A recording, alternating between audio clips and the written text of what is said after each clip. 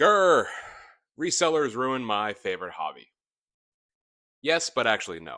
It's a little more complicated than that. And today we're going to break down why it's not retro gamers versus resellers, it's retro gamers versus scalpers. And let's be honest, some resellers. Okay, first thing we got to talk about is again, I get the anger and I get the frustration, but I feel like a lot of times people direct their anger at all resellers and not just scalpers and the bad resellers. Just like any industry, Pokemon cards, Yu Gi Oh! Magic, Hot Wheels, what other collectibles are there? Vinyl.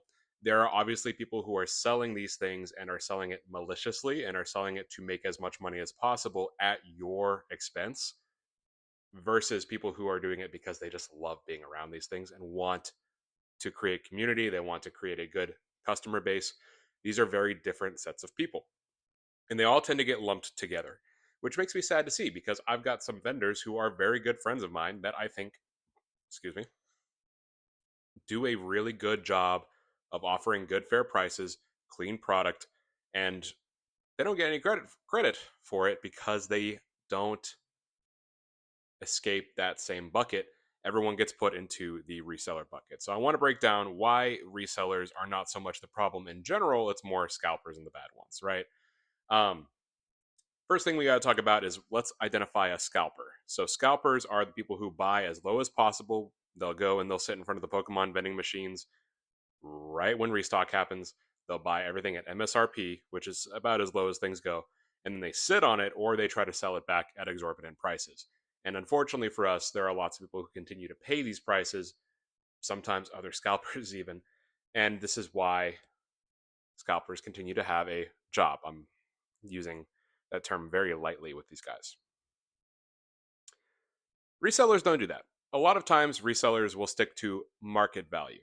And we have to understand that market value exists because, yes, resellers resell games, but that is what we have decided is the fair and equitable price for a product. That is what the supply and the demand have leveled out to.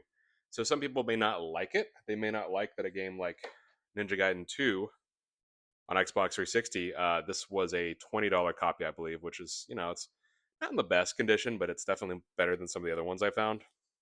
I did find one for $10, and the slipcase was brown. We'll talk about condition in a little bit. Some people may not like that. They'll say, well, this game is old enough to have graduated high school by now, and why am I paying $20 for it still? Well, that is what the market has determined that it is worth. Not much to do about it. If it really bugs you, there are other ways to play it, but a lot of times the factors that play into why a game is priced the way that it is actually make a lot of sense. In Ninja Gaiden 2's case, the original game, this is actually the best way to play the game because the Sigma re release actually takes some content out, including blood, which, as you can see, is kind of a big deal. And then the Ninja Gaiden 2 Black build was based, I believe, on the Sigma one as well. So the original Ninja Gaiden 2 is actually still the best way to play the game. And the 360 version specifically is because it can run on a Series X or a 1X with enhancements. Thus, it's $20, right? And a lot of people have a problem with that because they'll say, this is old stuff. It was junk a few years ago. Why would anyone want it now? Well, people do want it now, right? And I'm mad that I didn't start collecting 10 years ago when everything was cheap. Trust me, I am. But unfortunately, we can't control that. When you do invent a time machine, let me know. I have some things I'd like to change about the past. Um,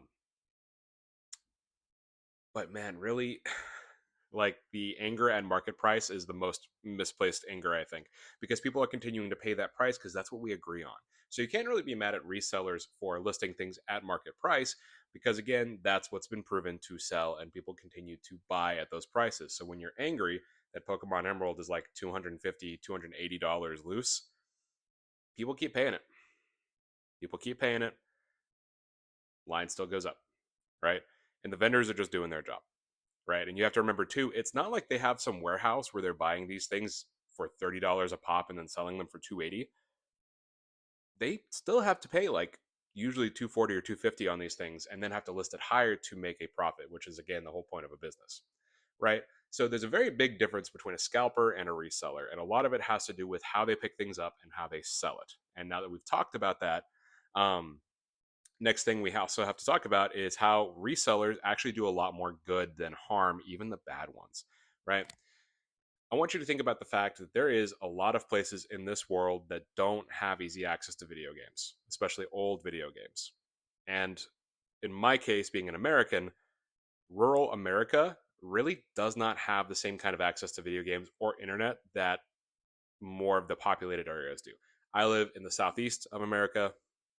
We're good. We're fine here. There's a lot of business. We're thriving. But if you live in like the Midwest, you live in like Oregon, ugh, right? Sorry, all my Oregoners out there. You have a unique issue because if you live in like Wyoming, which is mostly mines, and I think there's like one shopping mall there, you might not have easy access to games. And an online reseller is going to help bridge that connection for you so you can get your copy of Ninja Gaiden 2. And it's obviously not as fun because it's in the mail, and pressing pay now is not as fun as going and physically looking at it and picking it up and having waited for a bit, blah blah blah, blah, all the hunt stuff. I'll link the check it video again in my description. Go watch it, it's great. We worked hard on it. But there's a lot of people who don't have access to these things, and because of online resellers, they are able to get access to them. And that is really nice. And if we're really talking about how we want this hobby to be as accessible as possible, we have to recognize that we need these connections to get games out to those people in the rural areas. We can't ignore them, right? Don't ignore our friends who don't have internet or don't have easy access. They might not even have a GameStop out there.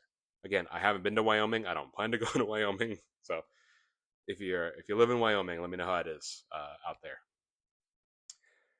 right? And they also help in areas of the world that don't really have an infrastructure that supports the used games market. There's a lot of countries out there that really don't have access to these kinds of things, so they help with that too. Now, international shipping, yada yada yada, tariffs, yada yada yada. It's all business stuff. I'm not qualified to talk about it. I'm not gonna. Here's another thing I want you to consider too, right? I talked earlier about how I found a copy of this that was brown. I want you to consider that a lot of resellers tend to stock nicer things. They tend to do the work that we don't want to, where they will go and they will find the items that are of higher quality, right? Again, this has been loved on, and that's fine. I'm okay with a little wear and tear. Like a little bit is okay. But here I have a copy of Tenchu Z, a lot of ninja games. This one's a little rougher, right? It's got a lot of wear and warping on the plastic, and it's got a little bit of bites taken out of it. It's a little rough. So I'm going to work on that and kind of resurface that a bit.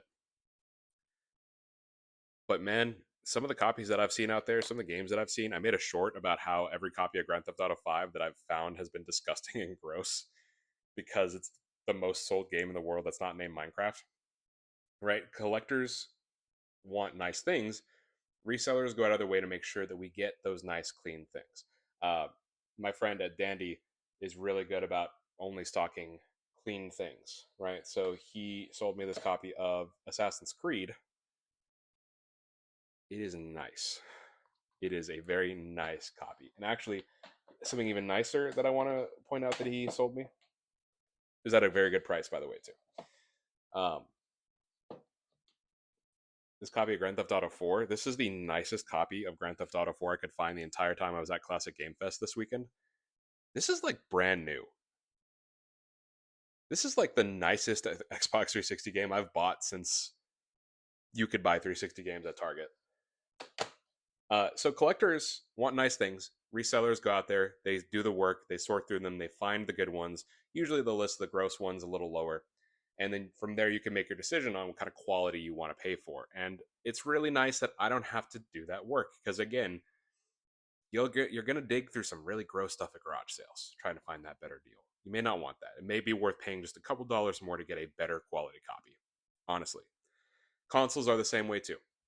Something I want to put in your mind, a bug, if it were, is if you've ever watched retro console repair videos, something that is really common is people open up the consoles that they're repairing and the fans are caked in this like brown gunk. And at first you think it's dust.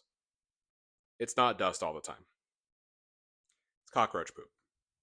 Cockroaches love electronics. Cockroaches love cardboard and they love electronics. There's also a lot of cardboard over here. This is a problem. It's disgusting, right?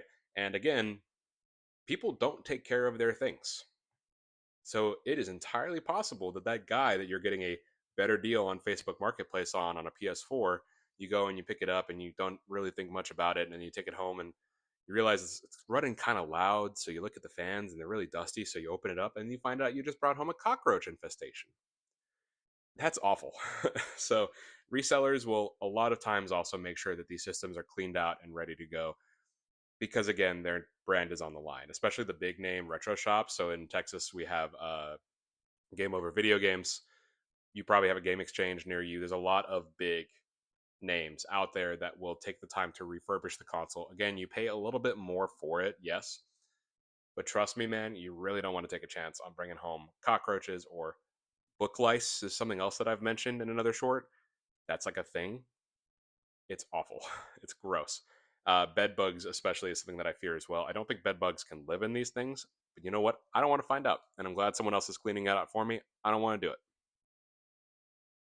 Something else that's really nice too is while the big resellers can take care of cleaning stuff a little bit easier, smaller resellers are also very flexible on pricing. So something that you might find that you prefer from like a Facebook Marketplace or an eBay is you like that they will go a little lower.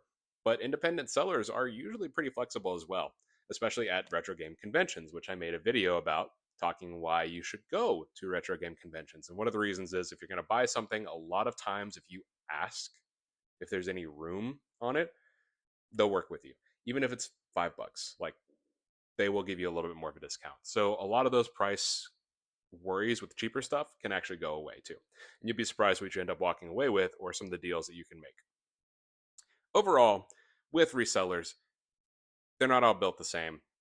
Some are better than others, some are just more consistent than others, some are nicer than others. And who you spend your money with is ultimately up to you. But if you know that a company like DKoldies is not known for their refurbishing quality and you don't want to spend money with them, then don't, right? I always vouch for local. Go and find something local if you can, even if you're spending more money within reason. Going local supports your local scene and make sure the people in your hometown always have access to good, cool retro games. Online is fine as well. But next time you get angry and you want to curse resellers, don't curse them all, just the really awful ones, the really gross and sweaty ones. This is day number 5 of daily posts on my YouTube channel. I'm doing a 30-day challenge. So if you have enjoyed this video, please give it a like. Please go and watch my playlist that's linked here, I think, where I have all of my 30-day videos listed. What do you think about retro game resellers? Are they cool? Are they bad? Do you have a bad experience with one you want to share? Leave it in the comments. And thanks for watching.